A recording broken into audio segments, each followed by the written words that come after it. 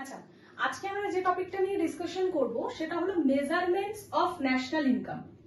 Previous ক্লাসেসে তোমরা circular flow of ইনকামটা করেছো। সার্কুলার ফ্লো অফ ইনকামে তোমরা কি করেছিলে? ফার্স্ট ছিল তোমাদের প্রোডাকশন ফেজ, মনে করতে পারছো? প্রোডাকশন ফেজ, প্রোডাকশন ফেজে কি হচ্ছিল? প্রোডাকশন ফেজে যখন আমরা টু সেক্টর ইকোনমি পড়েছিলাম সেখানে আমরা পড়েছিলাম ফার্ম আর হাউসহোল্ড, ফার্ম পড়েছিলাম আর হাউসহোল্ড পড়েছিলাম। এবার গুডস এন্ড সার্ভিস কে প্রোডিউস করবে? Firms, firms goods and service produce করবে। তাহলে ফার্মস এর তার জন্য কি দরকার ছিল? হাউসহোল্ডের থেকে ফার্মস কি নিচ্ছিল? হাউসহোল্ডের থেকে ফার্মস নিচ্ছিল factor services, right? Factor services মানে একটা প্রোডাকশন প্রসেস রান করতে গেলে তোমার কি কি জিনিসের দরকার? যেমন ভাবে আমি যে গার্মেন্টসটা পরে আছি, এই গার্মেন্টসটা যদি আমাকে প্রোডিউস করতে হয় আমার কি কি জিনিসের দরকার পড়বে?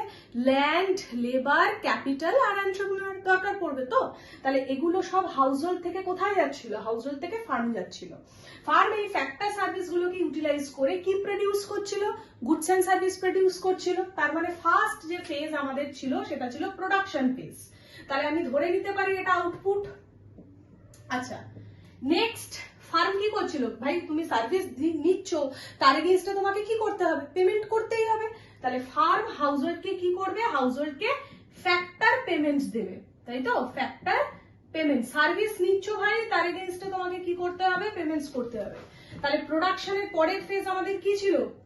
ফেজেস অফ ইনকাম বলে অনেকে, ফেজেস অফ ডিস্ট্রিবিউশন বলে অনেকে, ঠিক আছে? তাহলে ইনকাম ফেজ আমি ধরে নিলাম। আচ্ছা, এবার হাউসহোল্ড যে ইনকামটা করছে সেই ইনকামটা করে হাউসহোল্ড কি করবে?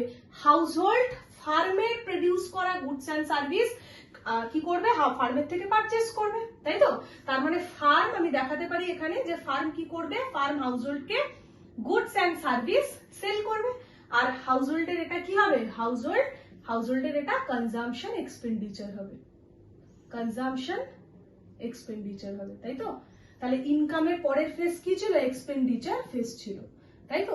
তাহলে এই সার্কুলার ফ্লো এর যে থ্রি ফেজেস আমরা পড়ছি সেই থ্রি ফেজেস এর উপর ডিপেন্ড করেই কিন্তু আমরা কি পড়বো? Measurements of national income. National ইনকামের টোটাল তিনটে মেজারমেন্ট। ফার্স্ট যে মেজারমেন্ট আমরা পড়বো সেটা হলো ভ্যালু অ্যাডেড মেথড, সেকেন্ড আমরা যেটা পড়বো সেটা হলো ইনকাম মেথড, আর থার্ড আমরা যেটা পড়বো সেটা হলো এক্সপেন্ডিচার মেথড। তাহলে ন্যাশনাল ইনকাম ক্যালকুলেশনের টোটাল কটা মেথড পেলাম? তিনটে। ভ্যালু অ্যাডেড বলতে পারো, ভ্যালু অ্যাডেড মেথড, সেকেন্ড পেলাম ইনকাম মেথড, আর থার্ড আমরা পেলাম এক্সপেন্ডিচার মেথড, রাইট? আচ্ছা, এরপরে আমরা একটা একটা করে প্রত্যেকটা মেথড নিয়ে আমরা ডিসকাশন করে নেব। দেখো, ফার্স্ট যে মেথডটা আমাদের আসছে সেটা আমি ইনকাম মেথড দিয়ে স্টার্ট করি। Income method. আচ্ছা, আমি আগের ক্লাসগুলোতে তোমাদের শিখিয়েছিলাম ন্যাশনাল ইনকামকে আমরা কি দিয়ে ডিনোট করব? ন্যাশনাল ইনকামকে আমরা NNPFC, right? Net national product at factor cost দিয়ে আমরা ন্যাশনাল ইনকামকে ডিনোট করব। তো ইনকাম মেথডের মধ্যে কি কি কম্পোনেন্টস পড়বে আগে আমরা সেটা দেখে নিই। একদম শর্টে আমি বলছি, ইনকাম মেথডে আমাদের ফার্স্ট ক্যালকুলেট করতে হবে domestic income, that is NDPFC। আর ডোমেস্টিক ইনকামের কম্পোনেন্টস কি হবে? COE মানে compensation of employees plus operating surplus plus mixed income. আমি শর্ট ফর্মে লিখছি, বাট এক্সামে তোমাদের কিন্তু এগুলো ফুল ফর্মেই লিখতে হবে, ঠিক আছে? COE মানে কি বললাম? Compensation of employees. দেখো, এমপ্লয়িকে আর এমপ্লয়ারকে এই কনসেপ্টটা কিন্তু খুব ভালো করে তোমাদের ক্লিয়ার রাখতে হবে। এমপ্লয়ি মানে কি? যারা কাজ করছে। ধরো ফর এক্সাম্পল তুমি কোনো ফার্মে কি করছো? অ্যাজ আ ওয়ার্কার তুমি সেখানে জব করছো, তার মানে তুমি সেখানে কি? তুমি সেখানে হলে এমপ্লয়ি, আর তোমার ওনার যে মানে যে ফার্মের ওনার সে কি হয়ে যাবে? সে হয়ে যাবে এমপ্লয়ার, ঠিক আছে? আচ্ছা, তাহলে এমপ্লয়ি হিসাবে যখন তুমি কোথাও জব করবে তোমার কম্পেনসেশন কি কি হতে পারে? ফার্স্ট যেটা হতে পারে ভাই, ওয়েজেস এর জন্যই তো আমরা সবাই কাজ করি। Wages and salaries in cash, cash ফর্মে ডাইরেক্ট তুমি কাজ করলে তোমার হাতে ক্যাশ দিয়ে দিল 10,000 15,000, তোমার সাথে যা কন্ট্রাক্ট হয়েছে, তোমার সাথে যা কমিটমেন্ট হয়েছে সেই অ্যামাউন্টটা তোমাকে দিয়ে দিল, ব্যাস তুমি রিসিভ করে নিলে, গল্প শেষ। তাহলে সেটা ক্যাশ ফর্মে হতে পারে। সেকেন্ড হবে wages and salaries in kind. সব সময় যে ক্যাশ ফর্মেই পেমেন্ট হয় তা কিন্তু নয়, কিছু কিছু ক্ষেত্রে আমাদের কাইন্ডের ফর্মেও পেমেন্ট করা হয়। কাইন্ডের ফর্মে মানে কিরকম ভাবে, ফর এক্সাম্পল তোমাকে ফ্রি মেডিকেল ফেসিলিটিস দিচ্ছে, তোমার ছেলে মেয়েকে ফ্রি এডুকেশনাল ফেসিলিটিস দিচ্ছে, তো সেটা কি হয়ে যাবে, কাইন্ডের ফর্মে হয়ে যাবে। আচ্ছা, এবার তোমার মনে একটা কোশ্চেন আসতে পারে যে ম্যাম আমাদের তো যা যা রিকোয়ারমেন্ট আছে সবকিছু কাইন্ডের ফর্মে দিয়ে দিলেই হয়ে যায়, আমাদের ক্যাশের কি দরকার আছে? দেখো, কাইন্ডের ফর্মে যদি সমস্ত এন্টায়ার ওয়েজেস এন্ড স্যালারিজ যদি কাইন্ডের ফর্মেই পেমেন্ট হয়, তুমি কিন্তু তোমার preference according goods and service purchase করতে পারবে না।